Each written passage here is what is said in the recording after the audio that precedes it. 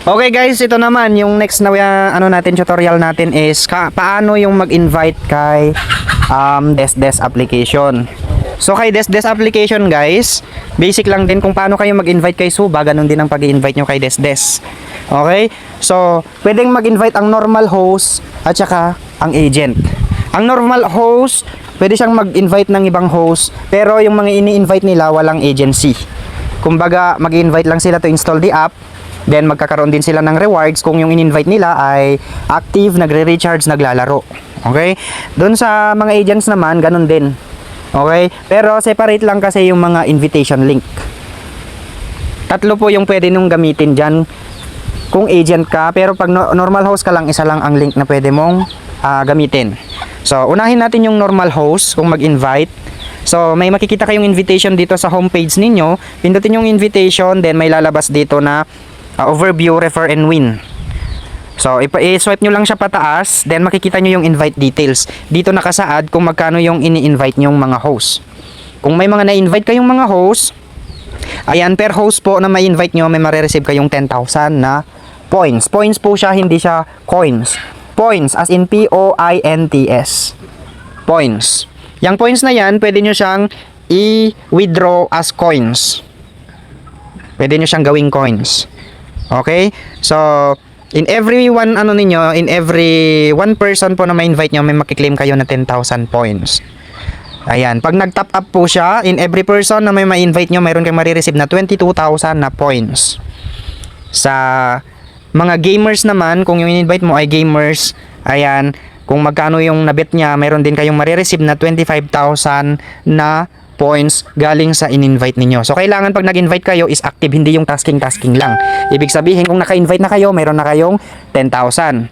Yun yung opportunity na kahit tasking lang ang gagawin, mayroon kayong 10,000 points. So, damihan yung mag-invite. Pangalawa, is pag yung in-invite nyo ay nag-top up or nag-recharge, mayroon kayong marireceive na 22. Kada tao yan ha, or kada user. Tapos pag nag-games pa siya, may another 25,000. So ang marireceive nyo kung yung isang tao, ang marireceive nyo pag nakumpleto niya yung task niya na yun, ay nasa 25 plus 22, 47,000, 57,000 na points ang makukuha nyo sa isang tao lang. So the more invites, the more points na pwede nyong ma-receive. So, paano nyo siya makli-claim or mawi-withdraw? So, nandito guys, sa balance nyo makikita, i-swipe nyo pababa, makikita nyo dito, balance. So, mayroon tayong 140,000 na points. Hindi po yan papasok sa account ninyo kung hindi nyo pa siya i-exchange. So, pindutin yung withdraw. Then, dito sa part na to, may makikita kayo na exchange amount.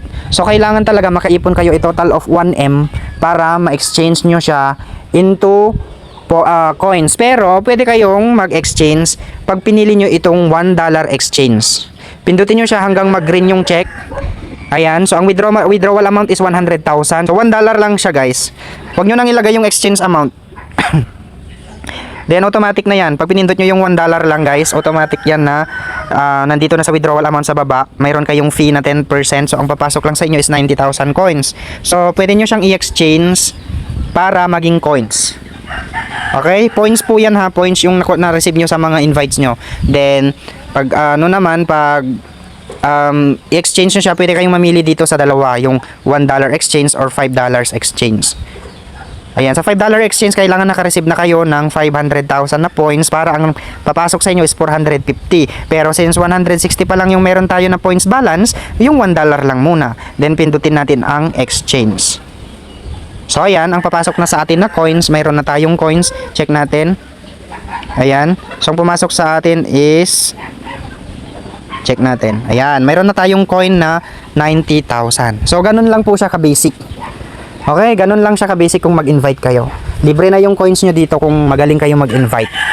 Okay, so, sa mga agent naman, pag agent kayo mag-invite, ganun din, pero pindutin nyo yung agency.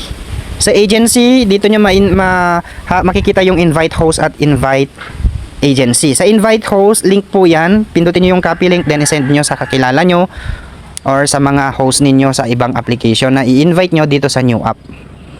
Yan, host link yan. Then ito rin yung invite agency link. Ayan, so click nyo lang invite now, then send nyo ulit doon sa mga host ninyo sa ibang application or sa mga host nyo na gusto nyong papuntahin sa bagong application na si Desdes. Ayan, ganun din guys. Mayroon din kayong marireceive dito sa invitation. Punta kayo sa invitation lang guys. Then dito, may marireceive talaga kayo dito na points galing sa mga invites ninyo.